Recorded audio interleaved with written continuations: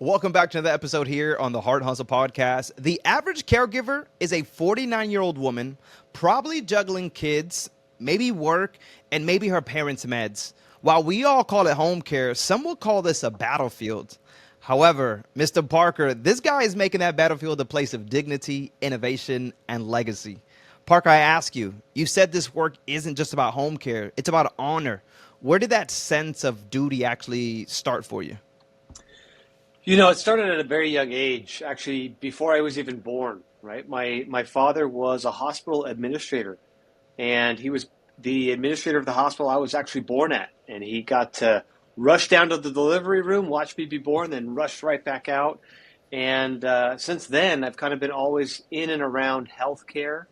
And I had a really great opportunity to watch my father kind of grow up in healthcare administration, and I developed at a very young age a deep connection with my grandparents as well. And somewhere around high school age, as I was spending more time with my grandparents, my father left the kind of corporate world and went into this little known space called home care. He purchased a small in-home care business, and the purpose of that business was to help seniors who wanted to remain safe at home. And so I got to watch now this kind of coupling of healthcare administration with now administering to seniors and keeping them safe. And it really resonated with me from an early age. And so as I kind of got into college and out of college, I saw the need and desire for me to want to work with seniors, whether that was in a clinical capacity, and I thought about going to medical school, or a more administrative capacity, which I ended up choosing later in my career. It's really a beautiful thing to watch people help people solve problems through healthcare. You know, I'm a big believer that kids don't listen to us, but they watch us. And perfect example, Parker. Like maybe you weren't listening to your dad the way that he wanted you to listen, but you were definitely seeing everything around him, man. Do you remember some of the things you walking up and down a hospital? First of all, Yeah, actually, let's go back. I think it's super cool that you were born, your dad's in the same hospital, right? Could rush down. Like as parents, we create these opportunities for ourselves, right? And what a great yeah. opportunity. You've also created an opportunity for yourself, we just mentioned, where you have the flexibility to work from home at times, to be there for hmm your kids. How important is family to you, actually, before we even move forward? How important is to have Yeah. that relationship, that work life balance? I mean that is everything, right? That is Mm-hmm. why we're here. That's kind of a purpose behind this social structure of a family, is that we learn to rely on each other, we learn to need each other. And I Mm-hmm. like what you said. I mean, our children, they may not say something, but they see something. And I was a very visual learner as a child. And I think the same is within the family structure. Our children watch us, they mirror us. And I've got a 16-year-old at home all the way down to 4 years old and everything in between. And it's so funny to watch the our children grow and develop, right? They develop their personalities, they develop their traits and attributes, and similarly, those things translate over now into parenting. And as we start working with our aging parents, right? Our strengths and weaknesses are benefits to helping our parents navigate a new world, so to speak. And it's so important. I mean, our families are everything to us, but we Yeah. can't do it all, right? I can't do mom, dad, and provider and all things. We have to kind of divide and conquer. But going back to like family as a very young age, my father's mother left a profound impact on me. And it was somebody that I grew very close to Mm-hmm. and maintained a strong connection to. And she passed away from cancer when I was about 18 years old. Wow. And I'll never forget, her final years of just wanted to be with her family, just wanted to be at home and having support so that she could do that. And that, again, is something that I benefited from. And I take that into this career that I've chosen to try to help other families and other people that are in similar situations to be able to have that ability to stay at home and to be with your family, because that is the purpose of our lives, is to be with those we love. So Absolutely. Absolutely. We actually are going through a moment now with my sister where her husband is having heart failure. His heart Mm. is like 15%. And, my mom called and my sister's like 2 hours out. None of us have seen her since she moved out there a year ago. And she says, hey, this is the time where we have to come together for family. And I'm not asking financially, but I'm asking for you guys to be there for her. There's 7 of us. So we have to be there for her in a time of need, and it is true. Like that's what matters the most is that in time of needs that we can all show up together. Because of course, life be lifing, Parker. Yep. But as you mentioned to me, oh man, I was a little excited that you sent me this on Friday, but a little bit like down about it because it is true. We have to take those moments to be there with our family. We only have that one chance. And I ask you, man, like, kind of go back to that question. You're walking up and down, I could imagine, these hospitals at an early age with your father. Anything really sticks out to you? Yeah, I remember as a kid, my dad came home one day and he had a U-Haul with him. And I thought, man, are we moving? It's like, no, we need to go help somebody. And it was actually one of his employees was in a tough spot and needed some help, had to change apartments last minute. Mm, And while she was at work, we went to go to her apartment and help pack up her things and help move her from one apartment to another. And I will never forget my dad telling me, we're doing this to help this employee because she's out helping somebody else. And kind of wow. that back to that sense of family, right? The only thing we have to contribute to one another is our time and our talents, right? And our love. And kind of fast forward after my grandma passed away, I spent a couple of years down in Brazil on a church service mission. And I learned very quickly that we're not all blessed with the same, I'll say, luxuries of life, right? We're not all blessed into the same economic Yeah. factors, but we are blessed to have and to be able to create connections with people. And I built some very strong relationships with people that literally had nothing, lived in cardboard houses or, shanty towns in Brazil, but the most humble and kind and caring people. And they showed me compassion, right? When I didn't speak their language, didn't know their Yeah. culturals, I didn't know their norms, but they had compassion on me. And I will never forget that experience in Brazil impacting my desire to help other people and to meet them where they were at, right? To meet people where they stood and understanding that I have something to give, I have something to help, I could do something to improve their life. And that kind of translated later on into the formation of our company and the formation of kind of our mission, vision, values. I think it's funny. I feel like everyone should experience what it looks like to go to another country and see poverty at its finest, right? Because it truly does open eyes. I went to South Africa 2, 3 years back, and I loved it. First of all, I think when we talk about South Africa or Africa in general, all I ever knew was what I was seeing on TV or I learned in school. That's all I learned. So I go and it's actually a beautiful place. But as you mentioned, the love they showed me, I was so scared or terrified, but I went there for work purposes. I spent 3 weeks, and you would think I'm from there the way that I speak about South Africa. But this is a place where I was also, I would always come with a new bottle of water every day, and the student asked me, hey, friend, why do you always have a new bottle of water? For me, it was normal. This is what I do every day, right? Drink a bottle of water. I said, well, you have a bottle. Don't you drink a bottle of water every day? He's like, I have to go to the faucet, fill it up, put it in the fridge so that it feels cold so when I drink it, right? Or sitting in electricity. There was times I was teaching 4 hours a day with no electricity. And to think that these people got to go home, depending on what time of night, may not have time to cook dinner, Yeah. right? But Yeah. still was sitting willing to learn, showed me so much love, as you mentioned. Even just recently, earlier today, I have a virtual assistant in the Philippines. And I said, I'm always thinking, how can I help her become a better version of herself? A young girl. I said, hey, do you have a mouse? Like something as a mouse, right? We take for granted. Because I hate using a laptop without a mouse. And then she says, I don't have a mouse. And I was like, hey, I can send you the money. Like, can you tell me how much a mouse is? She sends me, literally before I got on with you, she sent me a picture of her mouse. And she says, this is the first mouse I've ever had that was actually mine. I used to have to either borrow someone's, or it was a hand me down, but this is a Bluetooth one that is name brand. I thank you so much. And I'm sitting here like, I use mouses every day. Yeah. but people don't have that ability to live the way that we live.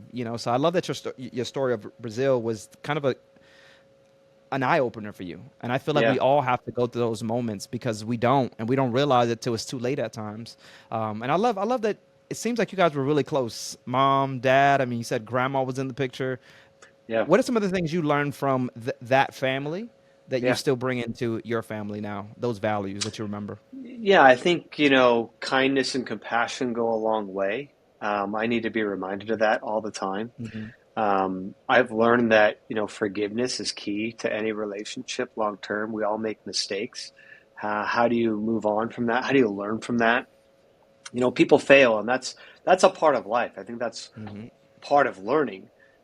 We oftentimes associate failure with a negative thing or something bad to be avoided, when in reality, that's the only way to progress or to learn is through failure. And I've seen that in business, and I'm trying to understand that in my own family, right? As I have a teenage daughter and a toddler at the same time, how can I coach them, teach them, or mentor them? And I need to be reminded that nobody is perfect, in myself included. Um, and back to that, Brazilian experience or being outside of the United States, we do take these creature comforts, whether that's a mouse or AC, for granted. And I think part of a family and part of, expanding our own perspective on life is being humble about it. And I've seen that in what I do every day. We Hmm. work with patients and families that some of them have achieved an immense amount of wealth and status and accolades, within society and the world. People who kind of run a lot, very powerful individuals, but they are no different than the humble school teacher or janitor or whoever that also now is at the end of their life in the need of some assistance from another person. So it's interesting. We all kind of get up and we all have to get dressed the same way, or we all, have to go through the same Hmm. routines and struggles, but we are not very different. We're more connected and more like each other than we are different from one another. And I think that's something you see in a family, whether you have kids or not. Something that I learned from my parents, is to forgive and forget and to, be able to work hard. My grandmother, I'll never forget, she had a property that we'd go to with some orange trees, and we'd have to pick weeds all the time. And I hated it, and she would tell me that, Parker, without picking the weeds, you can't enjoy the sweetness of the fruit. And I think that that's a lesson that I Wow. learned early in life was, you have to sometimes go through the weeds to get to the fruit and to get to the things that are savory in life. You kind of have to struggle sometimes, but you don't struggle alone, right? You know that somebody's maybe done that before or been through it before, or somebody's gone through this experience. And again, kind of tying that back into what I do today, man, I see so many times that it's a family's first experience with dementia or with cancer, but there's many people who've been down this road before, many people who have walked that path, and having people to guide you through those moments in life that are tough is super helpful, super important. And I Yeah. think that's what my grandmother did, my parents did, my in-laws do for me today. And I hope to be able to do that for my own kids someday. If the Heart and Hustle podcast has ever sparked any idea or made you think differently, do us a favor. Make sure you guys share this, post it on LinkedIn, or even text that nonprofit friend that you just have. Whatever works, this is what keeps the conversation going and allows us to just grow this community together. Seriously, we appreciate you. That's why I love stories, Parker, because to be quite, as you mentioned, someone may be dealing with for the first time ever, but Parker has dealt with it multiple times. Not his story, but he's been part of stories, so he Yep. has some insight. And that's why I love when people are able to share those stories. And you're in a really cool place. I can imagine you hear some some funny stories, some interesting stories. As you mentioned, these are people that at one point were holding a very high, successful position at a company. So yeah, they have so much to talk about and leadership, like learning leadership from someone that's been doing this longer than what we have. But I want to go back to a story you mentioned about a 92-year-old and her bowl of ice cream.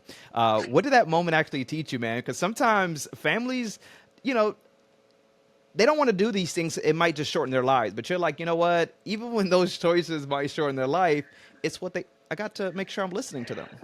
Yeah, that's a great thing. So we had a patient who was diagnosed with diabetes, and the doctor put all kind of restrictions on what the patient could eat, and the children were worried about this. And for 92 years, she had always had at the end of the night a little bowl of ice cream, and the children were kind of a little frustrated that mom wasn't complying with the doctor's orders, and mom, was being a little defiant to them. And you got to remember that, sometimes in these relationships, I'll say this tongue in cheek, but mom's used to changing your diapers, not the other way around. Correct. And so it's kind of like the mom was saying, I don't want you to come in and tell me what to do. I've been doing this for 92 years.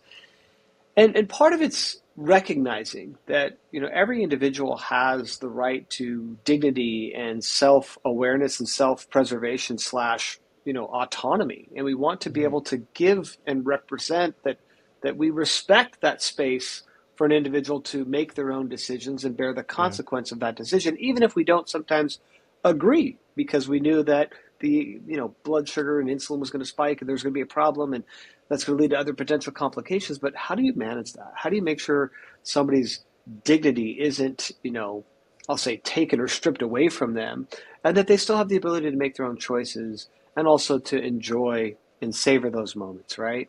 And I think that's always a struggle, especially as children, when we start growing up and we look at our parents and we start looking at the decisions they make, and we want to start parenting our parents. And, very quickly, families have to recognize that there's a balance between what the adult child might want and what the adult senior might want. And I was actually having a conversation just this last weekend about this exact same thing with my neighbor who's, older than me, retired firefighter, but trying to help Mm-hmm. his father. His father's struggling living at home. His father's 2 hours away.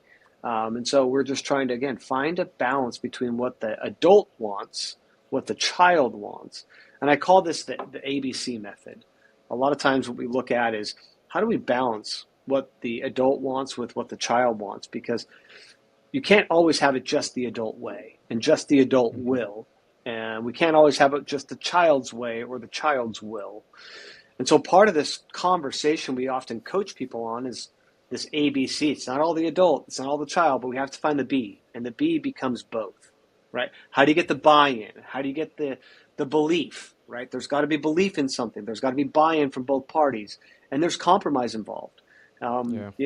With that ice cream story, it was just simply, we're going to believe, and we believe that mom wants to be, we want mom to be happy. There's a belief that mom should be happy, and we believe that mom knows the risk of eating ice cream every day and having to then manage that with insulin, and she was able to do that. And so then there's trust that if mom makes these decisions, that can you live with that? And the children said yes, we can, and mom says yes. And so there's buy-in from both sides, and ultimately we were able to help the family. And we do this every day to help parents and children come together on terms that they can both live with. I think it's a unique place to be, and it's like I never was talking about end of life until I started doing podcasts, and I'm talking to those in these. Even though my mother-in-law actually works with these patients all the time, I never really ask her how her day was. It's my mother-in-law, so I wasn't having these conversations. But now I'm actually talking to her, and I'm like, hey, I heard this story. I'll probably tell the ice cream story today. I always share these stories, and she laughs, and she's like, yeah, like this happens. She tells me all this. But it's a conversation that people really don't like to have, the end-of-life conversation, even though we're all going to go through it. No one's going to sit here and beat that. If you can actually redesign the end of life conversation in this country, where would you actually start? I think it's something we So should all be talking about. yeah, it is. It's a tough conversation because nobody wants to think about life without someone, Hmm. right? That's a tough that's a tough concept for our brains to wrap themselves around. Even though, like you mentioned, we are all going to pass through that. We don't get to choose when we're born, and we typically don't get to choose when we pass or how we pass. And I think the conversation, if I were to redefine or reframe it, is what would we want that to look like? And I think everybody has this, I'll say Hollywood type image in their mind of just going to sleep one night and not waking up. And it very rarely happens that way. But I think the other, fairy tale ending that we can all have and that we can all participate in is who's around us in those final moments? Who's around us in those final days? And I think we have to begin with the end in mind. We're both young, but Hmm. there's a lot of, I'll say, things that we can do today to put ourselves in a better place for tomorrow. Whether that's building better connections with our family and friends, whether that's building a better financial future and having a plan for that, a trust and will and all those other things, or whether that's having a better, plan with our own spouse or significant other. And sharing those plans with other people, right? That's part of this journey. And as you talk about your mother-in-law, she's has a front row seat to this. But what does your mother-in-law want? What would her desires be as she gets older? Does she want to live close to family or further away? Does she want to have people in her home or does she want to move to a community? These are all parts of the conversation that we don't want to talk about because we want to hope that those decisions are made by somebody else for us. And the sad reality is if we don't talk about them, then the decisions will be made for us and we may not like the outcome. For Hmm. example, if we fail to have a conversation about what do you do if you're not alert or aware? What would you like us to do Yeah. in the event that you're not able to communicate? Well, if we don't have that conversation now, and all of a sudden an event happens and the person that we love and trust is no longer able to communicate, we're just guessing, and sometimes we don't have the ability to then influence for a better the outcome. The outcomes are already going to be driven by either the medical community and her condition. And so we kind of lose the ability to make those choices with that other person's buy-in. And I think Yeah. having those conversations earlier starts the ball for us to know what to do in the event something does happen.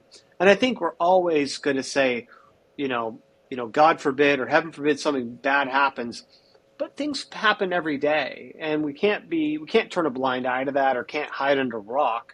And so the best thing is to be open about those conversations. And more often than not, the best place to start is asking your loved ones what would they want, what would they choose, and where do they want to be. Um, some people want to move and be totally secluded and isolated and not not be around family, and there's a lot of reasons why that may be. Other people want to move in with their adult children and they Yep. want to be close to family, and we've seen everything in between. I think it's really critical that the children, the parents, and there's a plan put in place because where you fail to plan is when you plan to fail. I a couple years, maybe last year or 2 years ago, my mom decided to call a all staff meeting. She needed all her kids there, and she had seven of us. And she's like, "I just have something really important to tell you," and that's as much as she was telling us. So of course our minds go there, right? Like, what the hell is happening? And she's also witnessed so many people go through these situations, and family beat at each other's necks at the end of it all, right? And with seven kids, she's like, I needed to make sure that we were all on the same page. So she actually had the conversation like, hey, if God forbid, I cannot make any decisions, this is who I want to live out my decisions. However, I already have my decision. It's on paper. It's just Yep. these two individuals will make sure this is. And, when I seen that, and you do see family bicker and fight sometimes right at the death of someone, still on the bed. We've seen that happen as well. It's like these are the reasons why we need to have these conversations, because we shouldn't be fighting at the end of someone's life. If anything, we should be celebrating, and all this should already have had put together a plan. So I'm gonna ask my wife today to see what her thoughts are when she comes home. Hey, babe, I just want to let you. She's already Yeah. gonna, her anxiety is gonna go up the wall. But it's truly a conversation we should all be having, man. Well, and And back to that the little struggle right there, and mhm. families bicker and quarrel all the time, and there's could be money involved, but usually it's an emotion, and usually that emotion presents itself because there hasn't been time or space to process, Uh-huh. right? And Yeah. so I think building in that conversation with your mother gives all the seven children time to process if and when something happens. What does mom want? And even though I may disagree with what that plan is, my mom wants to be whatever cremated, and I don't believe in that or I don't want that. It's like, but if I can give myself time and space to come to terms with that decision, that's a lot easier for me to process than my mom passes away, somebody shows up, says mom wants to be Mhm. cremated, and I had no idea. And then I'm struggling with the loss of a mother and a decision that I don't necessarily agree with or see eye to eye on. And so I think having those conversations makes you and I in a better position to hold space for the reaction such that the reaction is not right there, when a decision's made. And usually that's what the fights are about, is because something happens that promotes a reaction. And here's what I say, we don't train people, we're not trained reactors, we're trained responders, right? When there's a car accident on the side of the road, even though I'm CPR and medic first aid certified, I show up and my adrenaline kicks in and I'm, you know, kind of frantic trying to assess the situation, but I'm not a trained first responder. I'm Mhm. reacting. My initial reaction is call 911 and get somebody here who knows what to do. And then Mhm. you see the fire department and the police officers, they show up on scene and they're cool, calm, collected. They know exactly what to do to secure the scene, assess the patients, and start administering, treatment. And so there's a big difference between reacting to a situation and responding. And I think when you have the conversations, when you plan and prepare, you're better able and equipped to respond when something happens versus react when something happens. Parker, you're dropping gems. Yes, that is 100% correct. I'm seeing like, yes, you are 100% right, Parker. No, I love this, man. Another thing that I love about you is not only do you pour into your caregivers, right? You want to see them excel. You want them to move up that ladder. You also are a big believer that AI could be very helpful in the space of caregivers, and not too many people see that. Where do you see AI playing a major role now, and things that could also help in the future when it comes to AI? That's an incredible thing. And I'm excited for the future of aging. I think AI has incredible power and tools to help better our lives. And it's interesting because we think of AI right now as like kind of this, you know, toy, right? Hmm. But not really making major changes in our lives. I think AI can help us better improve caregiver satisfaction, right? It's an incredibly stressful job to be a professional caregiver. Your time and your demand emotionally, it can be draining. I think AI can easily in the future help to better assess how is that individual caregiver doing with their schedule, whether they're working 8 hours or 10 hours or 12 hours a day. And some people work 24 hours a day. Whether you're a paid professional or a family caregiver, I think being able to engage a tool that would assess your emotional uh, battery, if you will, your physical battery. We already have some tools on just my Garmin watch will assess how well am I sleeping, how restful was my sleep, and that Hmm. sleep is so important for me to perform during the day. I think AI can help to build, I see AI helping caregivers be able to build in their own better assessment tools so they don't get burnout, so they don't Yeah. injure themselves, so they don't emotionally extend themselves. And I think that there's so much that they offer that there's very little that they take for themselves, meaning they don't maybe care for themselves. And I think caring for the caregiver needs to be a conversation that we reframe in America. That's both paid caregivers and family caregivers. And second to that, I think AI can also help us age better and more effectively. We're kind of working with some companies. One of them is a company called On Screen, and they're a phenomenal business. They're a tech-based business, and there's this new. We've all heard of seeing, the tech revolutions are happening all around us. And there's something called age tech. And this age tech platform is like, what technologies can we offer to seniors that'll help improve the quality and caliber of their life? And On Screen is trying to do that with not just connecting these seniors to their Hmm. family members via video conference and calls, but then also connecting the senior with an AI kind of bot that will help to make sure they're taking their medications or following up on their doctor's appointments or helping them schedule things that were important to them or might be monitoring some of their vital signs and saying, hey, I've noticed a trend, something might be off. And you mentioned, somebody with a heart problem, right? If your heart Hmm. functions at 15%, how do I monitor myself every day to make sure that's not going down to 14, 13, 12? Better yet, how can AI maybe drive my health behaviors by prompting me or initiating me to do things that are going to be better for my health, whether that's being consciously aware of it, diet, exercise, or subconsciously getting better sleep or more meaningful sleep. And if there are things that I could take to help my body rest and recover so that during the day I'm not putting more stress on my heart and further decaying, my functions and capacities. So I think AI not just will affect the aging population, but has the power to potentially impact all of us during our health journeys, knowing exactly what we need. Kind of another thing that we look at is, a lot of our seniors, they take a lot of medications. And sometimes those medications, if you take one that lowers blood pressure, but then that's going to create a situation where a patient might have, might faint or pass out, and Yeah. so how do you make sure that that doesn't dilate some other medication might, cross over with that and cause another reaction. So how does your body metabolize every single individual medication? I think AI can help build better models for individual metabolization of medicines. And today's, I think, diagnosis slash prescription model of, oh, you have an issue, let me prescribe a pill for you. I don't know if you know this, Efrain, but it's mainly driven by your weight, how much you weigh.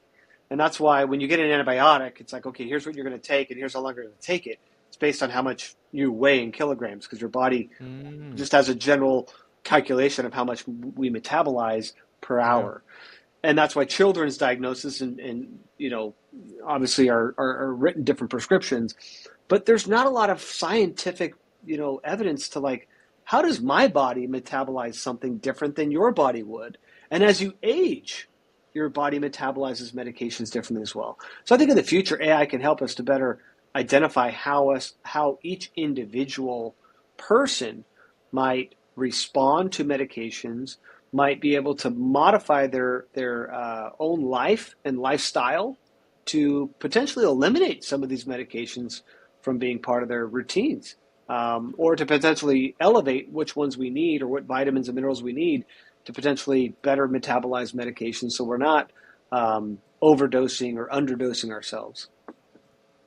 I love how I mentioned AI and you went all in, not just so much as the answer to the caregiver shortage, but on how we can help our caregivers do more of what they actually love and less of the admin work. Because I feel like there was kind of pandemic time, so many people felt overworked doing things they didn't want to do.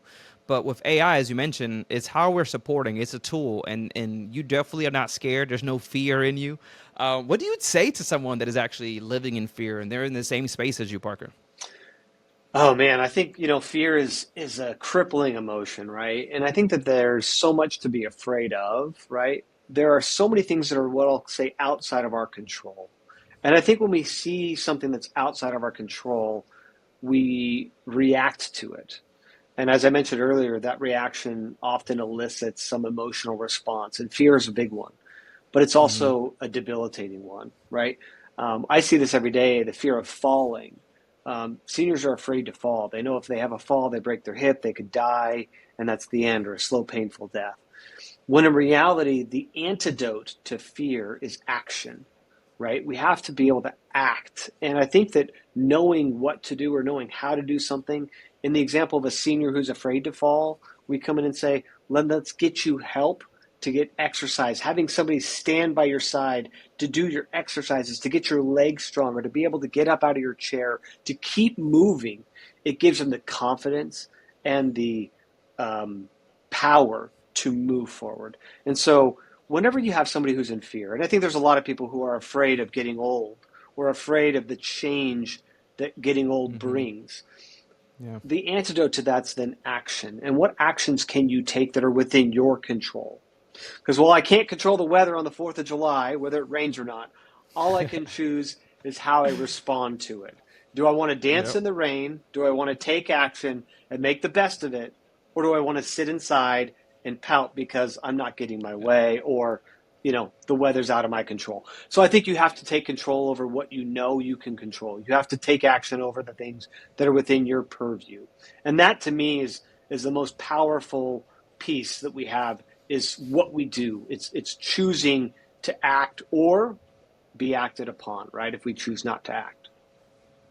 I love this. And I'm also a big believer on mindset. I create a whole journal about shifting the mindset. And I love your mindset. So I ask you this question. You're in a space where it could be very overwhelming. You can feel at times burnt out through the stories, through the death of others. How are you actually staying like just happy? How are you staying afloat? Who's pouring into you? Like what are some of the things that you do with the mindset, whether it's outside? Earlier you mentioned picking weeds. Are you still picking weeds out to kind of get the mind going? Like what are some of the things? Because people are in this space and you mentioned exhaust in a space, right? Working too many long hours. Sometimes it could be dealing with too many deaths in a week, Yeah. right? Because it's Yeah. happening. Yeah. How do you guys kind of stay mind strong in this space, especially when you're leading this mission driven business? It's a great question. My wife, she's got a book that we read to our kids called The Bucket Filler. It's all about how you fill other people's buckets with joy. The bucket filler. I'm gonna write this Bucket down. filler. So I use that model in what we do, right? How are we filling other people's buckets? And then as we fill other people's buckets, we can't forget about our own. We have to take care of Uh-huh. ourselves. My day Yeah. starts at usually 4:15, 4:30 in the morning, getting up, meditating, reading my scriptures, going to the gym, working out. I'm doing something hard every day. And I know if I get up and do something hard, then the rest of the day shouldn't be as hard, right? Then I can give myself and fully devote my time and my focus to helping other people. Why? Because I know I've already filled my bucket. And so I think we have to be in that mindset of, we can't lift others higher than we've lifted ourselves. We have to be mindful that we have to have strength to lift other Yeah. people. And I need to be that strength. I need to put the strength in, put the work in, do it myself, to be able to help others along the way. Back to that emotional, capital. It's very challenging and trying when you're dealing with people who are in life and death situations every day, or who are dealing with some very difficult, heavy, stressful environments. Not only do I have to physically be prepared for that, but mentally and emotionally. I think having a place where, and I share a lot with my spouse, my wife, having somebody that I trust who I can talk with, that's one outlet for me. And then my other is my business partner. I don't think I'd be here today without a great solid partner who I talk to more than anybody, and talk to just not about work, but about everything in life. Because what happens outside of work impacts what happens in work, and what happens in work, Absolutely. it affects us outside of work. And so having those outlets of being able to communicate with people, that's what I talked about earlier, is building that connection, right? If we Hmm. build connections, that sets us up for long-term, I think, longevity. I'll plug one book here. It's coming out August 5th, written by a very dear friend of mine, Dr. Carrie Burnite. She wrote a book called Joy Span. And Joy Span, I helped do some work on that book with her. It is exactly that concept. How do you build joy throughout your life? We all know health span, we all know lifespan, but really, if you don't have health and longevity, then do you really have a high quality of life? No. But if you have a long life, but you're not happy about it, then really what's the quality or caliber of your life? And so Joyspan really talks about these principles of connecting with people, and taking space or holding space for yourself to be able to, see Yeah. see a long, happy life ahead. I like that. I have realized that no one teaches us how to pour into others while we're, or pour into ourselves while we're pouring into others. So, kind of back to what you just mentioned. But another thing I want to go back to, because if I don't ask this question, people are going to be like, so what time does he really go to sleep? You're waking up at 4:30 in the morning. Okay. Let me tell you something. There's no Yeah. way I could wake up at 4:30 in the morning. I wouldn't sleep at 1 o'clock. But I need to know, how many hours of sleep are you getting? What time are you going to Yeah. bed? You wake up at So 4:30. let's see. Last night, I got 6.5 hours of sleep. Oh, not So bad. Not usually bad. work at 9:30, 10:30. But as I said, I got a toddler and a teenager. So sometimes on the weekends, my daughter doesn't come home till late. I wait up for her, try to make sure she checks in with me before she goes to bed. I know that I might need to push my Saturday, routine off, and then Sundays are my day of rest. Sunday is my Sabbath and my day of rest. So I have to recharge my spiritual batteries, my physical batteries. So I get a little more sleep on the weekend. But no, most of the time, I'm hopefully hitting the pillow by 9:30 to be up by 4:30 on the dot. Oh man, I'm trying to put my daughter to bed at 9:30, but she's coming out 5 times and say, "But I forgot to tell you something," or "I got to pee again." And I'm like, "You just peed." No, I love it. Uh, So mine's still in the state. I got a 1 and a 4-year-old. So those take. And then she wakes up at 7:30 in the morning. So yeah. my son right now is teething, so he's in and Oh, out sleep. Then my daughter will wake up at 7:30, loud as possible, to make sure she wakes up everybody. yep. And I love her though, man. Parker. I hear it so many times. Just enjoy it. It goes by so quick. So I try to say the good things, like I'm gonna enjoy this, even though I'm losing sleep. How can someone listening today can really get involved, whether it's through work, innovation, or even just showing up? Oh, I love it. There's so many people out there that seniors are probably the loneliest group in our society, right? They're losing their friends every day. They're not on TikTok or Facebook. They're not connected. Honestly, if you don't have a senior or a grandparent in your life, go find one. Talk to your friends, talk to your neighbors. Look for ways to help other people. And I think that not just seniors, but being a good neighbor is a great way to get involved, whether that's volunteering your hours at a community center, volunteering your hours within your community, finding ways to give back in your little league or your soccer leagues or whatever, helping other people, use your talents to help better other people. Everything we do in this economy isn't just for money or prestige.